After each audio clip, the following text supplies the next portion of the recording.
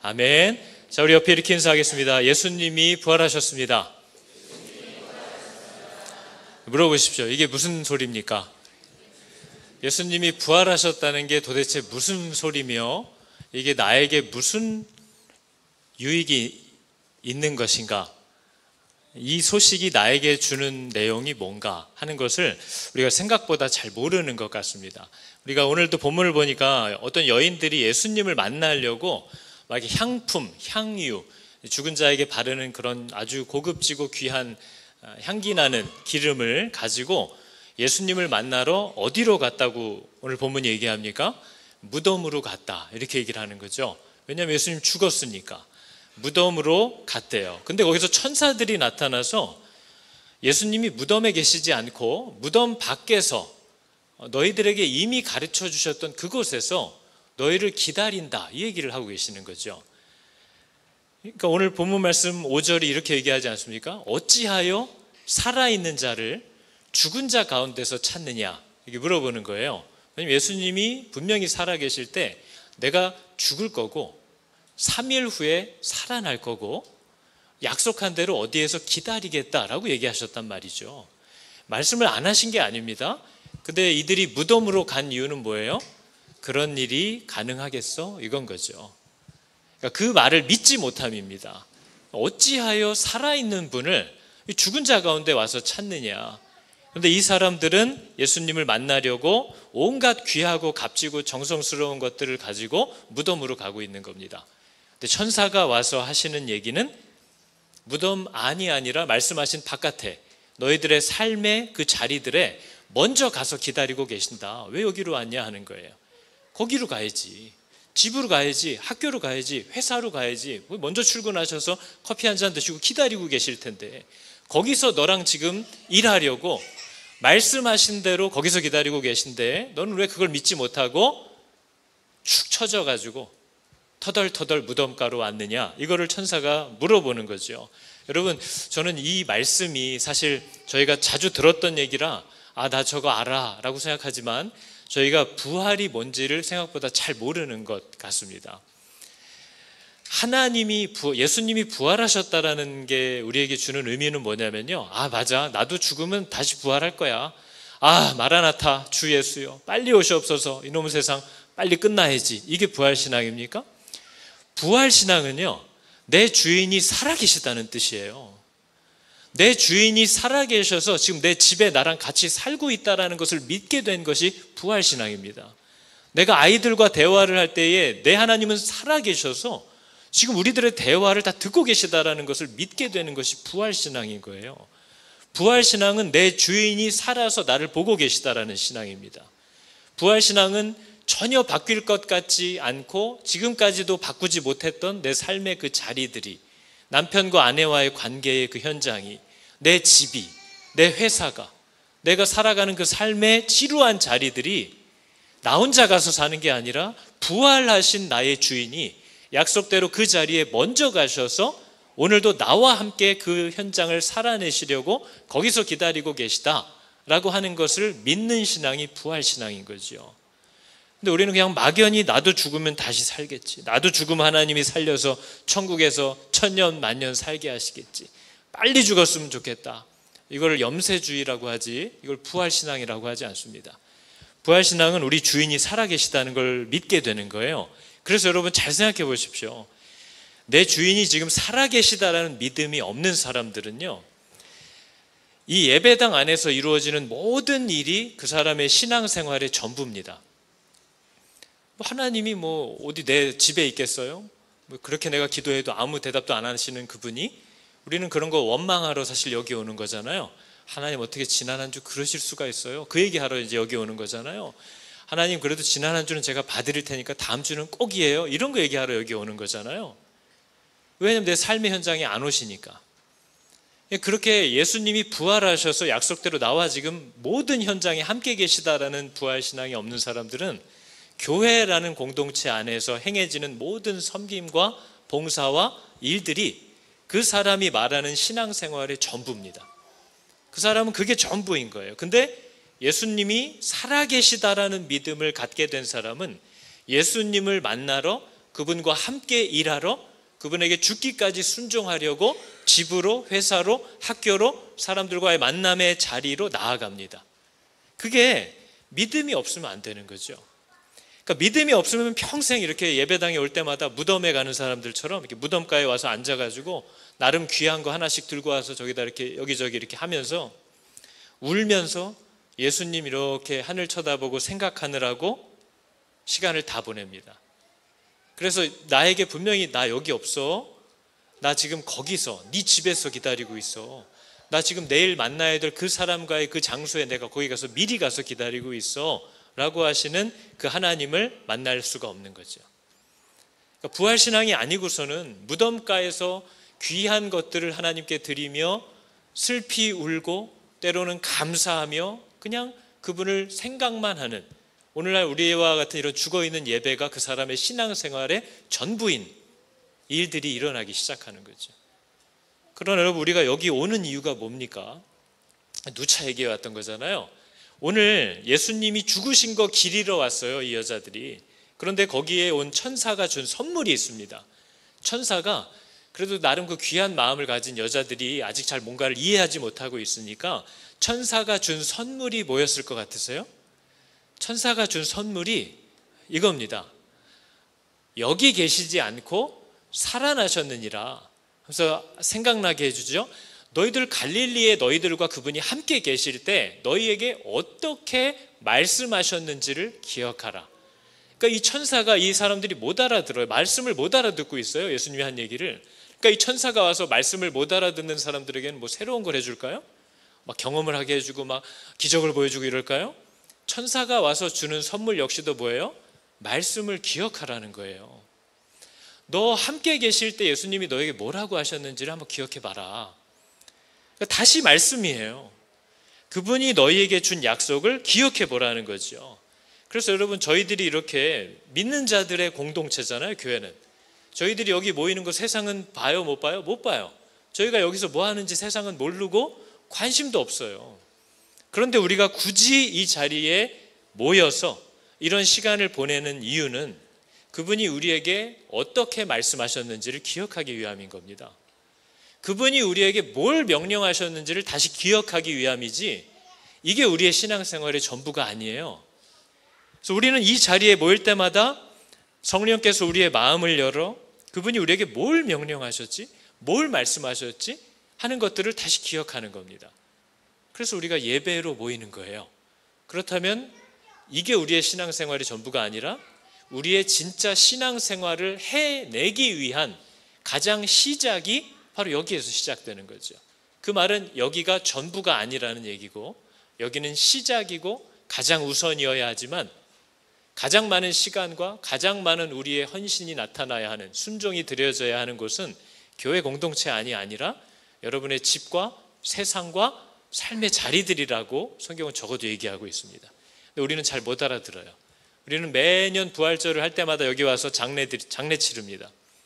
그분이 얼마나 아프셨을고, 얼마나 배고프셨을고, 손에 못이 박히는 기분이 어떤 걸까, 살짝 찔러볼까, 뭐 이런 거, 어떻게 고통을 받으셨나 생각하다 또 마음이 울컥해지면 또 눈물을 펑펑 쏟으면서 하나님, 내가 뭐라고 이런 고통을 나 때문에 당하시고, 이게 다예요. 그러니까 천사가 답답한 거죠. 그분이 뭐라고 얘기하셨는지를 기억하라는 거예요. 그러면서 어찌하여 살아있는 분을 죽은 자 가운데서 찾느냐. 하나님은 그분이 하시려는 일, 그분이 생명을 살리려고 하는 그 자리에 계시는 분이에요. 하나님은 그분의 뜻대로 이루어지는 곳에 계시는 분이에요. 그분의 뜻을 이루려고 하고 계시니까요.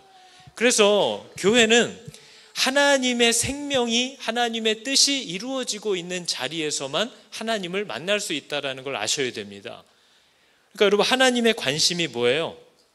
우리는 불순종의 자리에서는 그분을 만날 거라고 기대할 수가 없어요. 그분은 순종의 자리에서 기다리고 계시고, 그분은 생명이 살아나야 할 자리에서 우리들을 기다리고 계시고, 그분은 그분의 뜻과 법대로 살아가려고 몸부림치는 공동체와 자리들마다 먼저 가서 기다리고 계시는 분이라, 그분을 믿지도 않고 그분께 순종하려고 하지도 않고 그분의 법대로 살고 있지도 않는 자들의 모임, 그런 무덤에 계시는 분이 아니라는 거죠. 그렇다면 여러분, 우리는 어떻게 해야 돼요? 이 무덤을 빨리 떠나야 되는 거예요. 맨날 앉아가지고 형제자매들 뒷담화하고 욕하고 모함하고 자기들은 아무것도 안 하면서 교회의 모든 일들에 대해서 자기가 심판자가 되고 가장 똑똑한 척을 하고 있고, 그런 사람들의 자리에 있지 않아요. 하나님은 세상의 질서와 세상 법을 따라 사는 자들의 삶 가운데서 기다리고 계시지 않아요. 그러니까 우리는 그 자리를 빨리 떠나야 되죠. 그 무덤 안에서 기다려봐야 그분을 만날 수가 없어요. 그분이 계시려고 하는 자리로 우리가 찾아가야 되는 거죠. 그래서 예수님을 진짜 여러분 만나고 싶으면 그런 죽음의 자리들을 빨리 떠나야 되고, 그런 무의미한 말들만 오가는 관계들을 빨리 떠나야 돼요. 그리고 정말 하나님의 뜻대로 살려고 애쓰는 자들의 모임으로 나아가야 되고, 말씀의 자리로 가야 되고, 기도의 자리로 가야 되고, 하나님의 뜻대로 순종하려는 모든 섬김과 헌신의 자리들로 나아가서 거기에서 함께 힘을 보태고 함께 지지하고 밀고 끌고 가야 되는 그 자리들로 달려가야 한다고 성경 우리한테 얘기하는 거죠. 그래서 우리가 예수님 만나기를 진정으로 원한다면 그분이 계실 만한 자리로 나아가야 된다는 걸 얘기하는 겁니다. 그래서 여러분 아시겠지만 한국교회 시작부터 또 어느 교회를 막론하고 세례를 받을 때는요, 과거에는, 슬픈 얘기입니다, 과거에는 세례를 받겠다고 하잖아요. 그러면 그 사람의 삶의 패턴이나 직업이 하나님 보시기에 옳지 않으면 직장도 그만두게 했어요. 그런 일을 하세요? 그건 하나님의 뜻에 맞는 일이 아닌 것 같습니다. 그러면 그 직업을 그만둬야만 세례를 베푸는 거예요. 그게 그 사람이 정말 돌이켰다는 증거니까요. 근데 우리는 그냥 받고 싶으면 어떻게 받으시려고요? 하고 어떻게든 주려고 하는 거죠. 그 사람이 돌이키는 증거를 요구하지 않아요.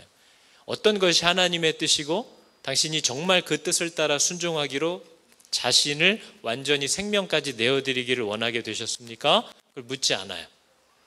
그럼 다음 주 세례 교육 나오시고요, 이렇게 하고 그냥 받는 거죠. 그러나 내가 하나님을 정말 따르기로 했다면 그분이 원치 않고 기뻐하시지 않는다고 내가 최소한 깨달은 모든 것들을 버려야 됩니다. 뒤로 하고 그분을 쫓겠다는 증거를 그분 앞에 드러내야 한다는 거죠. 그래서 예수님을 만나려거든 살아있는 자들의 무리에 합류하셔야 됩니다. 여러분이 만나는 만남들을 한번 보세요. 무슨 얘기들이 오갑니까? 세상 온갖 똑똑한 얘기들은 다 아는 것 같지만 하나님께 순종하려는 자리가 아니에요. 형제 자매들을 섬기려는 자리도 아니고 그리스도께서 하나 되게 하기 위하여 생명을 버리신 교회를 세우려는 모임도 아닌 것 같아요. 그럼 어떻게 해야 되는 거예요? 빨리 떠나야 되는 거예요. 그리고 정말 하나님께 순종하기 위해서 지금도 곳곳에서 부단히 몸부림치고 달려가고 있는 자들과 함께 해야 되는 거죠. 왜냐하면 거기서 예수님을 만날 수 있기 때문에 그래요.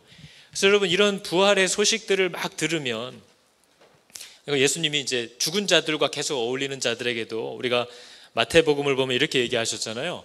예수께서 가라사대 죽은 자들로 저희 죽은 자를 장사하게 하고 너는 나를 따르라. 생명이 없는 자들과 어울려서 시간을 낭비하지 말라는 거예요. 생명이 있는 자들, 생명을 따라오라는 거죠. 왜요? 거기서 예수님을 만날 수 있기 때문에.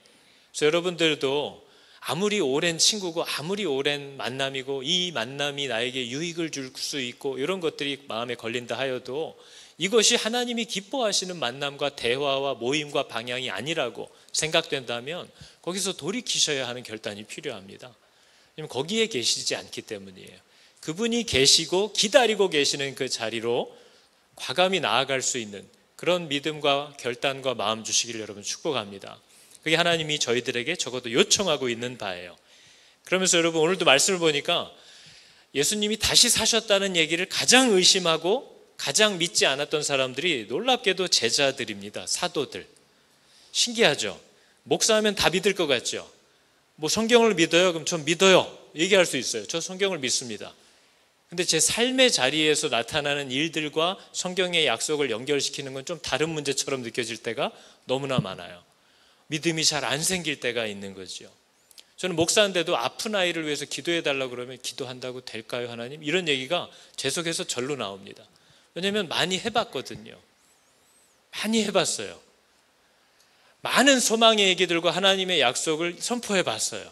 그런데 제가 볼 때 제가 원하는 때에 좀 제가 얼굴 좀 비참하지 않도록 하시는 경우가 있기도 했지만 아닐 때도 많았어요. 그분의 뜻대로 순종하는 게 저에게도 너무나 힘든 얘기입니다. 그러니까 제자들이 예수님이 살아나셨다라는 여자의 말을 듣자마자 어떻게 여겼대요? 사도들이 그들의 말이 허탄한 듯이 들려 믿지 않았대요.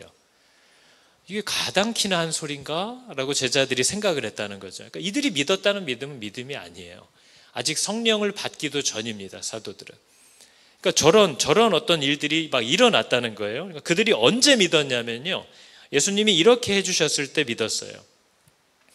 너희에게 말한 바 곧 모세의 율법과 선지자의 글과 시편에 나를 가리켜 기록된 모든 것이 이루어져야 하리라 한 말이 바로 이것이다. 이 십자가의 죽음과 부활이다. 이에 그들의 마음을 열어 어떻게 하셨대요? 성경을 깨닫게 하셨대요. 여러분, 성경은 제가 혼자 읽는다고 깨달을 수 있는 책이 아닙니다. 꼭 기억하시기 바랍니다. 성경은 똑똑하다고 깨달을 수 있는 책이 아니에요. 성경은 그 말씀이 일단 나에게 전달이 돼야 되고, 그 말씀을 깨닫게 해주시는 하나님의 은혜가 있어야만 눈이 열리는 책입니다. 그래서 누구도 내가 열심히 공부해서 믿었다라고 얘기할 수 있다고요? 없다고요? 없다고요.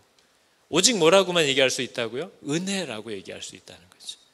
그래서 하나님이 저 은혜를 주셔야만.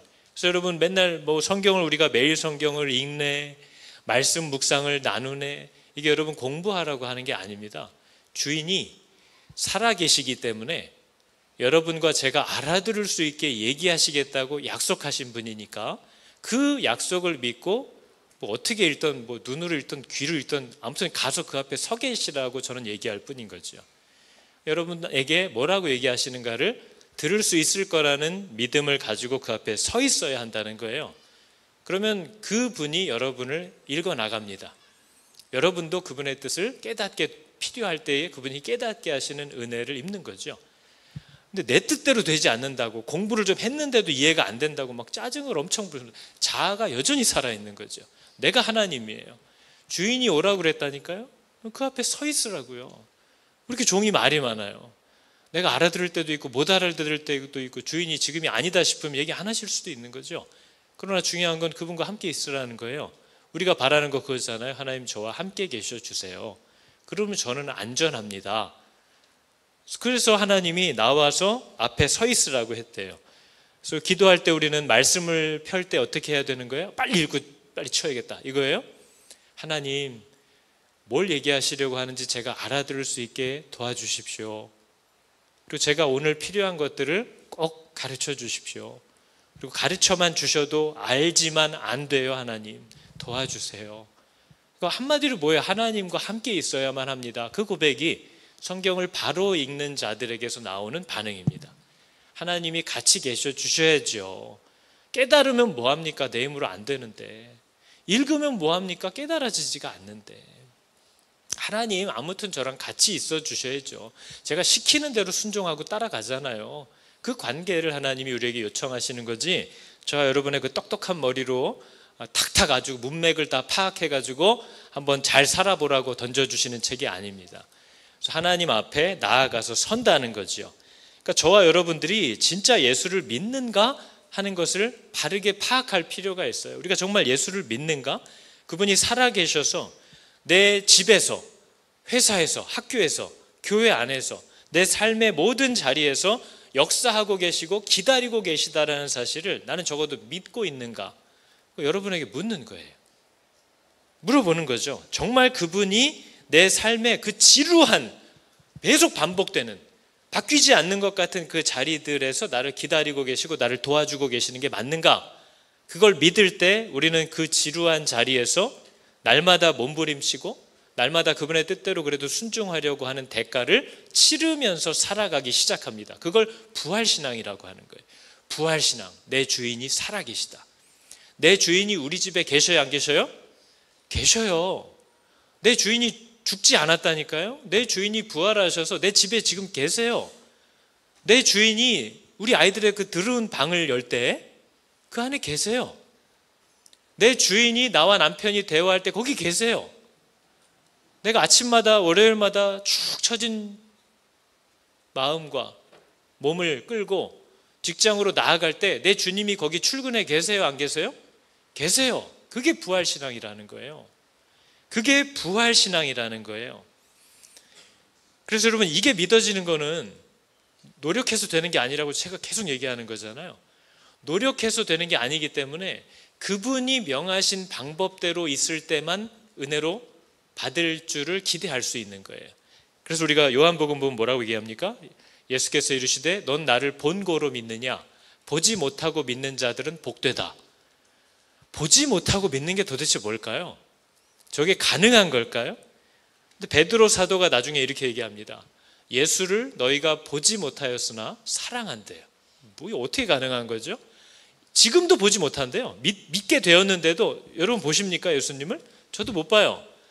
이제도 보지 못하나 믿고 말할 수 없는 영광스러운 즐거움으로 기뻐하니 믿음의 결국 열매, 곧 영혼의 구원을 받았기 때문이래요. 저 믿음의 선물을 받으면요, 보지 못했는데 사랑하게 돼요. 이게 어떻게 일어나는지도 모르겠어요. 지금도 보지 못하는데 그분에 대한 말할 수 없는 기쁨과 신뢰가 있대요. 이게 믿음으로만 받는 구원이라는 선물이에요. 교회를 다니냐, 어렸을 때 다녔냐, 모태신앙이냐, 이런 걸 물어보는 게 아닙니다. 그래서 제가 친방 갈 때마다 항상 물어보는 거예요. 물어보는 저도 고역입니다. 교회를 언제부터 다니셨어요? 시작은 항상 이렇게 물어보죠. 정말 예수님을 정말 만난 일이 있느냐? 그럼 이제 수련회 때 언제 뜨거웠던 때 이런 거 다 끄집어 나옵니다. 막 일사후퇴 때 얘기까지 가요. 최근에는 만난 적이 없으니까 막 그 6.25 때 막 이런 때 얘기가 막 나오는 거죠. 근데 지금 하나님을, 예수를 사랑하느냐 묻는 거예요. 예수를 사랑하게 되는 게 구원의 증거예요. 보지 못했어요. 본 적도 없어요. 만나본 적이 없어요. 실제적으로. 근데 그 믿음은 만난 적도 없고 실제 보지도 못했는데 그분이 막 그분을 사랑하게 되어서 이게 주체가 안 돼요. 그래서 그분을 그냥 따라가게 돼요. 그분을 위해서라면 다 내려놓을 수도 있어요 라는 고백이 나와요. 물론 내려놓으라고 그러면 막 지지고 볶고 막 또 난리를 치지만 정색하고 물어보면 내려놓고 싶어요 이렇게 얘기는 할 수 있어요. 왜 그런 마음이 생겼는지조차도 설명하기가 힘들어요. 그래서 저게 선물이라는 거예요. 저 일이 일어난대요. 그래서 천사들이 말씀을 다시 상기시켜 주니까 제자들에게 놀라운 일들이 일어나는 겁니다. 이 여자들에게도 정말 특이한 일이 일어나요. 아, 주인이 죽은 게 아니고 지금 뭐 내 집에서든 학교에서든 세상에서 내가 혼자 먹고 살기가 얼마나 힘들어요. 예수님 없잖아요 거기. 그러니까 맨날 여기 와서 하나님 진짜 죽을 뻔했어요. 막 밖에서 저는 한 주간 아주 그냥 죽을 뻔했어요 하나님. 그래서 지금 하나님 잠깐 만나서 위로받고 또 힘내서 가려고 여기 들르신 거잖아요. 우리의 신앙은. 그건 부활신앙이 아니거든요. 근데 그런 신앙을 가진 분들에게 부활하셨다라는 게 어떤 의미인지를 천사들이 상기시켜 주니까 이런 일이 일어나는 겁니다. 그들이 예수의 말씀을 이제 기억했어요. 그분이 다시 살아나시겠다고 했구나. 그리고 우리들이 가야 할 그 자리에 먼저 가 계시겠다고 했구나라는 사실을 기억하고 무덤에서 돌아갔대요. 이게 returning from the tomb 이렇게 되어 있습니다. 이제 무덤을 떠나는 거예요. 여기 있을 이유가 없는 거예요. 무덤에서 돌아가 이 모든 것을 11사도와 다른 모든 이에게 알리기 시작했대요. 이거를 마태복음은 이렇게 써놨습니다. 그 여자들이 무서움과 큰 기쁨으로 빨리 무덤을 떠나기 시작했대요. 그리고 제자들에게 알려주려고 어떻게 하기 시작했어요? 다른 박질을 시작했어요. 저는 여러분들이 예배 끝나고 갈 때 저랬으면 좋겠습니다. 설거지 안 하고 왔는데 막 이러면서 집에 막 터덜터덜 들어. 또 집에 가서 또 애들이랑 방학인데 실갱이 할 생각을 하니까 미치겠어요. 교회 와서는 그냥 예수님 얼굴 좀 보고 좀 이렇게 찬양 좀 하니까 마음이 좀 위로가 됐는데 다시 또 우리 주님 안 계신 우리 집에 가려니까 미쳐버리겠는 거죠. 그런데 저 여자들이 뭘 깨달은 거예요? 우리 예수님이 지금 우리 집에 있구나. 우리 학교에 있구나. 그 직장에 가 계시구나. 이거를 이들이 기억하고 나니까 빨리 여기를 떠나서 그 자리로 다른 박질을 시작했다는 거예요. 지금 여러분 이것을 깨닫게 하신 예수님이 예배가 끝나면 어디서 기다리시는 거예요? 100점. 집으로 가실 건가 봐요. 그죠? 집에서 기다리고 계시고 내가 지금 누구와의 약속을 해두고 있다면 거기서 기다리고 계실 거예요. 그 자리에서 기다리신다니까요. 그러면 어떤 거예요? 또 부랴부랴 옷을 추스리고 마음을 준비하고 그 자리로 또 가는 거죠. 두렵지 않고 하나님 여기서 먼저 와서 기다리고 계시는 나의 주인, 나를 도와주시고 지켜주시겠다고 한 나의 주인, 그분이 부활하셔서 여기 와 계세요. 그것이 성도의 능력입니다. 성도의 담력이고 성도가 모든 세상을 그렇게 믿음으로 살아갈 수 있는 힘이에요. 그래서 여러분, 세상이 우리에게 물어보는 성도의 능력, 교회가 드리는 예배가 뭐냐? 죽은 예수님 여기다 눕혀놓고 극진히 기념하고 돌보는 게 아닙니다. 그건 신앙이 아니에요. 그건 기독교 신앙이 아닙니다. 돌아가신 예수님한테 그냥 정성을 다해드리는 거, 무덤을 꾸며드리고 무덤에 이렇게 LED 조명 달아드리고, 그죠? 무덤에 맛있는 음식들 또 배고프실 때 드시라고 산더미처럼 쌓아놓고 무덤 앞에서 막 춤추고, 그게 죽은 신앙이라는 거예요. 그걸 위해서 우리를 부르신 게 아니고 그걸 위해서 십자가에서 돌아가신 게 아니라고 자꾸 얘기하고 있는 거예요. 근데 오늘날 교회도 여전히 절기마다 그게 우리의 신앙생활의 전부입니다. 애들 불러가지고 애들은 막 싫어 죽겠는데 춤춰, 춰, 예수님이 부활하셨대. 얘네들은 뭔지도 몰라. 예수님이 가르치는 사람도 뭔지 모르는데 아무튼 살아났다는 건 좋은 얘기인 것 같잖아요. 그러니까 추라는 거예요. 일단 춰라, 춤을. 목소리 높여 노래를 불러라. 그러나 부활의 의미를 몰라요. 부활은 주인이 살아있다는 거예요. 근데 삶의 모든 자리에서 지금 기다리고 계시다는 거예요. 여기서 뭐 하냐는 거예요. 빨리 거기 가야지. 가서 왜 가는 거예요? 뭐 하러 가는 거예요? 우리는 무슨 명령에 순종하려고 예수님이 그 자리에서 우리를 부르시는 거예요? Feed my lamb. 내 양을 먹이라고요. 나에게 붙여주신 그 사람들을 돌보라고요. Take care of my sheep. 내 양들을 치래요. 돌보래요. 관리자로 치고 돌보고 막 먹이라는 게 아니고요. 나는 너희들 가운데 섬기는 자로 있다. 섬기라는 거예요. 그 부름을 위해서 우리를 계속 부르셨어요. 그리고 그것을 지금 기억나게 하시는 곳이 주일 예배입니다. 여러분이 아침에 펴는 말씀이에요. 그게 여러분으로 하여금 기억하게 하는 거예요. 그럼 이제 어떻게 해야 되는 거예요? 두려움과 기쁨으로 이 자리를 벌떡 일어나서 어디로 기쁘게 다른 박질해서 가야 되는 거예요? 요즘은 좋아졌죠? 차 타고 가면 되니까 시동 걸고 쫙 가는 거죠. 주님, 지금 예배하러 갑니다. 지금 죽으러 갑니다. 지금 순종하러 갑니다. 예배를 시작하러 출발하는 거예요. 그게 예배예요. 그게 신앙생활이에요. 우리의 진짜 예배를 가능케 하기 위하여 우리가 여기 잠깐 모이는 거지, 이게 우리의 신앙생활의 전부가 아니라는 걸 계속 얘기하고 있어요. 그러니까 이런 부활절에 우리는 뭐 해야 되는 겁니까? 십자가 고난을 묵상하라는 게 아니에요. 심지어 여러분, 예수님이 당한 고통은 십자가에서 죽는 육체적 고통이 아닙니다. 육체적 고통으로 따지면 예수님의 제자들이 더 고통스럽게 죽었어요. 일단 베드로만 해도 같은 십자가인데 거꾸로 죽었어요. 톱으로 켜서 죽었고요. 껍질이 다 벗겨져서 죽었어요. 산채로 불에 타서 죽었어요. 고통으로 따지면 예수님도 져요. 근데 예수님이 십자가에서 가장 고통스러워서 소리 질렀던 게 무슨 고통입니까? 아버지, 어찌하여 절 버리셨습니까? 그게 바로 저와 여러분들이 당했어야 될 진노예요. 하나님이 얼굴을 돌이키는 거예요. 우리를 향하여 완전히 모든 임재를 끝내시는 거예요. 버려지는 거예요. 하나님으로부터 버려지는 게 저와 여러분은 뭐가 힘든지 모르겠죠. 우리가 늘 버리고 사니까. 뭐 힘든 것도 모르잖아요. 뭐 한 달 말씀을 안 읽어도 상쾌하잖아요. 그냥 아침에 30분 더 잤더니 막 이렇게 컨디션이 좋을 수가 있나. 우리는 하나님과 단절되는 고통이 뭔지를 잘 몰라요. 그런데 예수님은 그분과 동행했던 분이잖아요. 예수님이 십자가에서 가장 고통스러워했던 건 그분이 자기를 향하여 얼굴을 돌리셨다는 겁니다. 근데 그게 저와 여러분이 마지막에 당했어야 될 바로 그 심판이었어요. 그걸 그분이 당하신 거예요. 그죠? 그래서 예수님이 할 수만 있다면 이 잔을 내게서 치워달라 한 그 잔이 뭡니까? 예전에 포로셔 목사님이 어떤 건강한 교회에 가서 이 질문을 아이들 앞에서 했대요. 얘들아, 예수님이 십자가를 앞에 두고 이 잔을 놓고 기도하시면서 주여, 주여 할 수 있거든 이 잔을 내게서 치워달라고. 너희들은 그 잔 안에 뭐가 잠겨 있는지 아니? 라고 물으셨대요. 야, 여러분 대답할 수 있겠습니까? 근데 한 여자아이가 손을 들고 일어나더니 하나님의 큰 진노요 이렇게 얘기를 하더래요. 목사님이 너무 이렇게 귀한 아이가 있나? 우리에게 쏟아 부어졌어야 될 하나님의 영원한 버림받음, 생명에서 끊어버림, 호적에서 파버리는 그 하나님의 분노와 진노가 담겨있는 잔을 그분이 받으셨다는 거예요. 그래서 우리가 나음을 입었고 우리가 살았다는 거예요.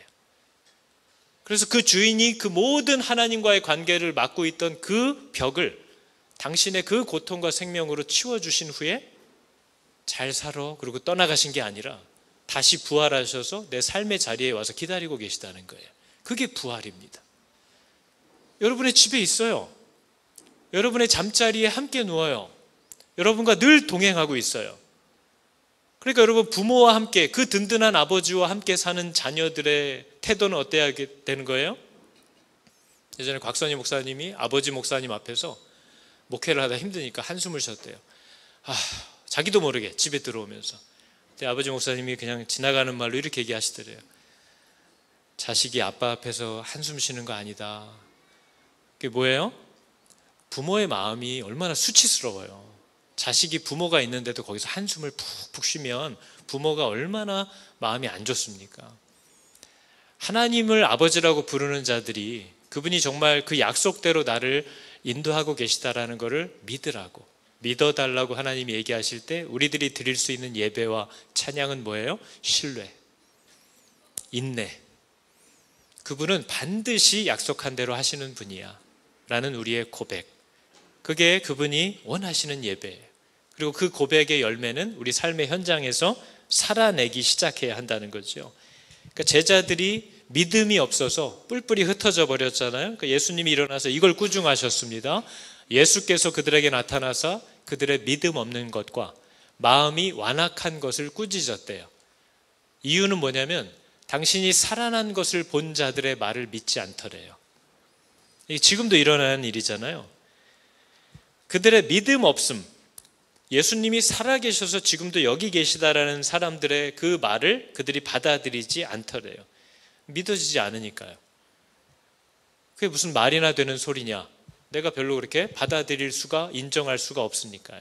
그죠? 우리는 내가 받아들일 수 있어야만 받아들이는 자들입니다. 그러니까 딱 내 수준을 넘어가는 건 절대 못 받아들이는 거죠.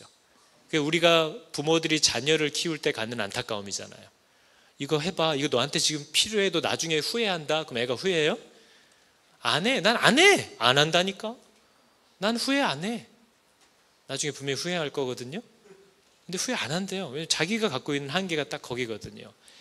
예전에 저희 이제 어머니 아버지 살아계실 때 아이들이 학교를 간다고 부모님이 그 알람 시계를 하나 선물로 보냈습니다. 알람 시계인데 이 나라는 알람이 소리가 막 엄청 공격적이잖아요. 그래서 아침에 그 소리를 들으면 막 하루를 잡쳐요. 그 소리 막 아무리 아름다운 알람 소리를 맞춰도 아침에 그게 울리는 건 여러분 되게 듣기 싫은 거 아시죠? 딴따단 딴딴 이런 소리 들리면 이렇게 제정신일 때는 소리가 이게 상쾌하게 일어나겠는데, 근데 아침에 들으면 정말 싫은 거죠. 근데 그 소리는 새 소리가 어디서 멀리서 잔잔하게 시작이 돼요. 새 소리가 칙칙칙칙칙 소리가 점점 강도가 높아져요. 되게 소리가 너무 좋아요. 그래서 알람을 딱 끄면 굿모닝 하면서 딱 끝나요. 우리가 이걸 받고 대박이다, 이건 아침에 웃으면서 깨겠다 막 이랬거든요. 근데 여러분, 피곤할 때는요, 새 소리가 멀리서 들리면 벌써 짜증도 멀리서 같이 올라와요. 이 소리는 내가 제정신일 때, 컨디션이 좋을 때는 괜찮은데 내가 컨디션이 안 좋을 때는 어떤 좋은 소리도 좋게 안 들리는 거죠. 근데 하나님의 말씀이 딱 그와 같습니다. 하나님의 말씀을 전하는 자의 형편이 딱 그와 같아요. 성도들이 듣기 싫을 때 그 얘기가 나오면 누구도 그걸 들으려고 하지 않습니다. 저도 그래요. 전 지금 딱 저 얘기 듣기 싫거든요. 그럼 그 얘기도 싫고 그걸 전하는 놈도 싫어요. 이게 우리의 마음의 솔직한 내용인 거죠. 그 알람 시계는요, 아침에 사용된 적이 사실 거의 없습니다. 우리 애들이 잘 때는 꺼놓고 자요. 근데 지들이 듣고 싶을 때 계속 틀어요. 그러다 고장났어요. 오늘날도 우리가 들어야 할 말을 우리는 듣고 싶어 하지 않고요, 내가 원할 때에 내가 원하는 말만 계속 틀어놓습니다. 성경을 그렇게 써요. 그래서 우리 인생이 다 고장나는 거예요. 하나님이 우리에게 들어야 할 것을 울리실 때 그걸 듣겠다는 마음을 갖지 않아요. 그러니까 못 듣고 내가 원하는 것만 계속 틀어놓고 살아가는 거죠. 그래서 성경이 디모데후서에 우리가 잘 아는 그 말씀을 한 겁니다. 사람들이 참된 진리는 들으려고 하지 않고 오히려 자기들을 즐겁게 해주며 마음에 드는 말만 하는 선생들을 찾으려는 때가 올 것입니다. 여러분의 알고리즘이 다 그렇게 돼 있겠죠? 그들은 진리에 귀 기울이기보다는, 진리라는 건 지금 살아계셔서 나에게 필요한 것을 말하시는 하나님이에요. 진리에 귀 기울이기보다는 거짓된 이야기와 가르침을 따를 것입니다. 이렇게 얘기를 하고 있어요. 이게 지금 우리가 살고 있는 시대입니다. 그죠? 저희가 하나님이 우리에게 어떻게 말씀하셨는지를 기억하라. 이게 지금 천사들이 와서 해준 말이에요. 하나님은 저기 계신데, 무덤 밖에 내 삶의 자리에서 내 집에서 기다리고 계신데, 나는 이미 우리 집은 틀렸어. 거기 하나님이 안 계셔요. 그래서 우리는 교회만 오는 거잖아요. 왜냐하면 교회는 적어도 뭐 본인 집이니까 계시겠지 이러면서 교회로는 오는 거죠. 그래서 여기서는 막 뭔가 뜨거운 것 같고 기도를 들으시는 것 같고 뭐 이러는 거죠. 그런데 천사가 쫙 은혜로 찬양 중에, 예배 중에 막 은혜가 막 물밀듯이 밀려오는데 천사가 귀에 와서 속삭이는 게 뭐예요? 예수님이 뭐라고 얘기하셨는지 좀 기억하라는 거예요. 왜 여기 와 있냐는 거예요. 왜 여기에만 머물려고 하는 거예요? 왜 여기에서만 자꾸 무슨 섬김이네, 헌신이네, 봉사네, 어떤 조직을 구성하고 왜 이 안에서 우리의 나라를 만들어가는 거예요? 그분은 여기 계시지 않다. 그분이 너희들에게 어떻게 말씀하셨는지를 기억해라. 그걸 기억하는 사람들에게서 나오는 반응이 뭐예요? 무서움과 기쁨으로 빨리 무덤을 떠나 다름질하기 시작합니다. 그게 여러분 성도들의 마땅한 말씀을 깨달은 자들에게서 나오는 반응인지를 꼭 기억하시기 바랍니다. 여러분, 우리 예수 우리 왕이여라는 찬양도 너무 잘하는 찬양이잖아요. 근데 이 찬양이 정말 나의 고백일까요? 예수 우리 왕이여. 어디로 오래요? 저 찬양을 맨날 교회에서만 부르니까 교회로만 오시는 거라고 우리는 생각하잖아요. 근데 여러분의 안방에서 부르면 안방으로 오십니다. 예수 나의 왕이래요. 누가 왕한테 그렇게 대들어요? 누가 그렇게 왕한테 토를 달아요 자꾸? 누가 그렇게 왕이라고 부르면서 이렇게 신뢰를 못해요? 예수 나의 왕이요. 지금 내가 살아가고 있는 이 현장이 있어요. 이곳에 오셔서 보좌로, 보좌는 그분이 모든 권세를 갖는다는 겁니다. 그분이 진짜 왕이고 모든 주권을 다 내가 넘기겠다는 뜻이에요. 보좌로 주여 임하사 나의 신뢰, 나의 감사, 나의 찬양을 여기에서 받아달라는 거예요. 그 말은 뭐예요? 순종하겠다는 거잖아요. 주님을 찬양하오니, 주님을 경배하오니, 왕이신 예수여 오셔서 여기에 나와 함께 자리하시고 나를 다스려 달라는 거예요. 누굴 다스려 달라는 거예요? 나를 다스려 달라는 거잖아요. 내가 종이니까. 하나님 저놈 좀 다스려 주세요. 이렇게 부르는 게 아니에요. 나를 다스려 달라는 거예요. 저 시간 함께 찬양할 때 여러분, 그분이 우리에게 어떻게 말씀하셨는지를 기억하실 수 있기를 축복합니다. 그분이 부활하셨다라는 이 부활절의 메시지는 우리의 주인이 있다는 거예요. 에덴 동산에 딱 떨어졌더니 다 내 맘대로 할 수 있을 줄 알았는데 가운데 선악을 알게 하는 나무가 덩그러니 있어서 이거는 건드리지 말라고 그랬대요. 누가? 네 주인이. 그 나무의 역할은 뭐예요? 내가 내 맘대로 모든 것을 다 누릴 수 있게 해주셨지만 딱 하나, 내가 선을 넘으면 안 되는 한 분이 계시다라는 것을 기억하라는 게 선악과의 존재 목적이에요. 네 위에 계신 분이 있다. 그거를 망가뜨리는 순간 사람은 끝나는 겁니다. 다 누려도 돼요. 다 선해요. 하나님 안에서. 근데 그분이 내 위에 계시다라는 것을 무시하는 순간 끝나는 거예요.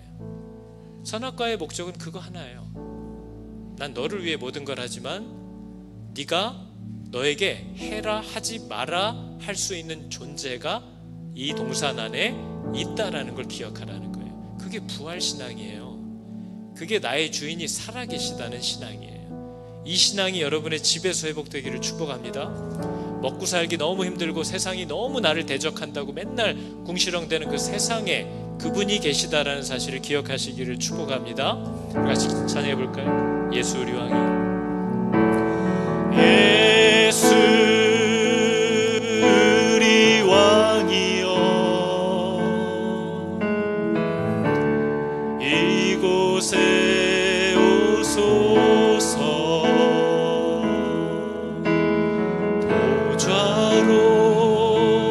주여 임하사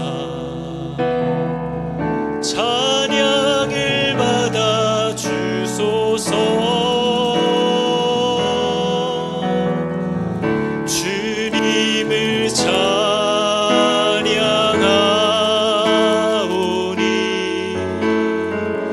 주님을 경배하오니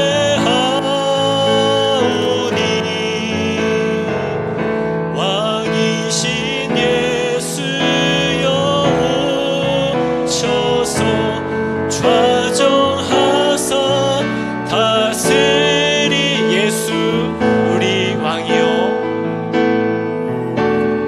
예수 우리 왕이요, 이곳에 오소서. 보좌로 주여 임하사 찬양을 받아 주소서. 주님을 찬양하오니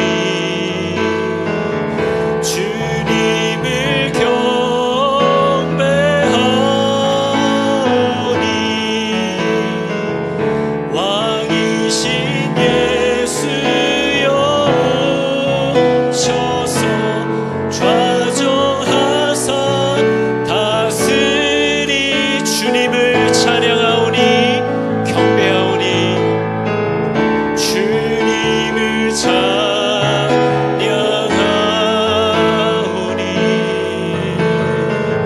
주님을 경배하오니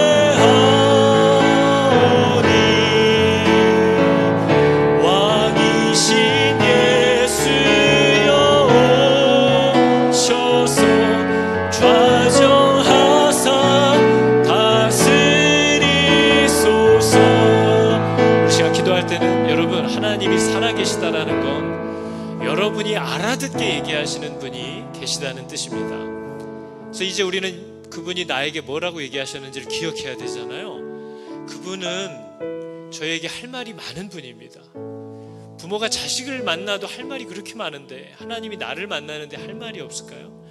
그분이 우리에게 원했던 예배의 자리들이 있습니다. 여기가 아니에요. 여러분의 집이고 여러분의 모든 관계와 자리들, 이미 보내놓으신 그 자리들에서 그분이 하려고 하시는 일이 있어서 여러분에게 순종을 요구하고 계신데, 하나님, 내가 그럼 이제 어떻게 그 자리에서 순종하기를 원하시고 어떻게 교회로 그 자리에서 세워져 가기를 원하시나요? 내가 평생에 묻고 따라가겠습니다. 저는 모든 성도들이 이제 개별적으로 다 각자가 교회들이 되어서 집에서, 회사에서, 직장에서, 모든 만남 속에서 살아계심으로 날마다 나에게 가르쳐 주시고 길을 인도해 주실 그 주인과 함께 걸어가는 법을 경험할 수 있기를 여러분 축복합니다. 그 일들이 일어날 때 얼마나 이 공동체 예배의 현장이 뜨거워질 수 있는지를 맛보아 알게 해주시기를 원합니다. 우리 시간 함께 기도할 때, 하나님, 제가 너무나 귀를 닫고 살았습니다. 이렇게 교회 공동체에 와서 한 주에, 일주일에 한 번 드리는 이 예배가 내 예배 생활, 내 신앙 생활의 전부인 줄로 알고 살았습니다. 나를 교회로 세우시고 부르셔서 내 가정과 세상으로 나를 보내셨는데 하나님이 나에게 뭘 요구하고 계시는지를 들어볼 생각조차 하지 않았음을 회개합니다. 하나님, 내가 듣겠사오니 주여 가르쳐 주시고, 하나님의 말씀을 따라 때로 넘어지기도 하고 때로 기뻐하기도 하고 때로 너무 원망스럽고 실망하는 나를 만난다 할지라도 나의 평생에 하나님과 동행하게 되는 이 부활의 신앙을 저로 경험하게 하여 주시고, 날로 부흥해가는 우리 모든 교회들이 다 될 수 있도록 하나님, 이 시간부터 나를 붙잡아 사용하여 주시옵소서. 우리 함께 주여 한번 외치고 하나님께 간구하며 나아가도록 하겠습니다. 주여, 주여. 아버지, 우리의 연약함을 긍휼히 여겨주시고 제율하신 하나님께서 우리를 하나님의 몸으로 예수 그리스도의 각 지체로 세우사 우리의 가정과 우리의 세상 가운데로 하나님이 나를 보내시는 줄을 믿습니다. 하나님, 나로 하여 깨어 기도하게 하여 주시고 깨어 하나님의 말씀 앞으로 나아가게 하여 주사 하나님, 내가 무엇을 힘써야 할 때인지를 가르쳐 주시고 날마다 내게 요구하시고 명령하시는 것이 무엇인지를 들을 수 있는 귀를 열어주시고 기쁘게 받아들일 수 있는 마음을 열어주시고 힘있게 순종할 수 있는 건강도 허락하여 주사 하나님 주께서 나를 부르심이 무엇인지를 언제를 위함인지를 이제 깨닫게 하여 주시옵소서. 하나님 우리 하늘그림교회 공동체 안에 또한 하나님께서 부르시고 세우신 많은 교회들이요 성도들이요 아버지 우리 모든 믿음의 사람들이 이제 각자의 자리에서 하나님을 부르고 하나님의 음성을 듣고 하나님의 뜻을 헤아려가며 주님께 순종하기를 힘쓰는 이 능력 있는 예배가 회복되게 하여 주시옵소서. 하나님께서 우리를 부르심이 무엇을 위함인지를 발견케 하여 주시고 하나님께서 우리에게 어떻게 말씀하셨는지를 기억하게 하여 주시옵소서. 주님은 이미 부활하실 것에 대하여 또 우리의 삶의 자리에 먼저 가서 기다리실 것을 얘기해 주셨는데 하나님 내 귀가 닫혀 듣지 못했고 내가 믿음이 없어 깨닫지 못했고 아버지 내가 게으르고 나태하여 하나님의 명하신 자리로 나아가지 못했음을 회개합니다. 하나님 우리 모두 성도들을 깨우사 불러주시고 오직 하나님의 명하신 자리들에서 힘있게 싸우며 피 흘리기까지 싸우는 아버지 귀한 순종의 몸부림과 예배가 회복되는 저희들 다 되게 하여 주시옵소서. 하나님이 우리를 부르시는 줄을 알고 감사를 드리오니 주여 은혜 위에 은혜를 더하여 주시옵소서.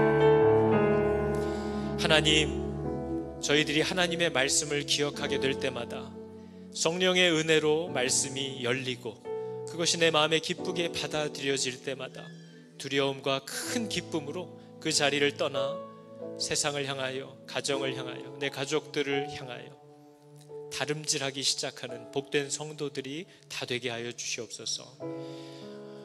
날마다 예수님 만나겠다고 향품들을 부랴부랴 싸들고 무덤으로 기어들어가는 자들 되지 않게 하여 주시고 말씀하신 대로 무덤 밖에서 우리들을 기다리고 계실 예수 그리스도를 향하여 힘있게 나아가는 저희들 다 되게 하여 주시옵소서.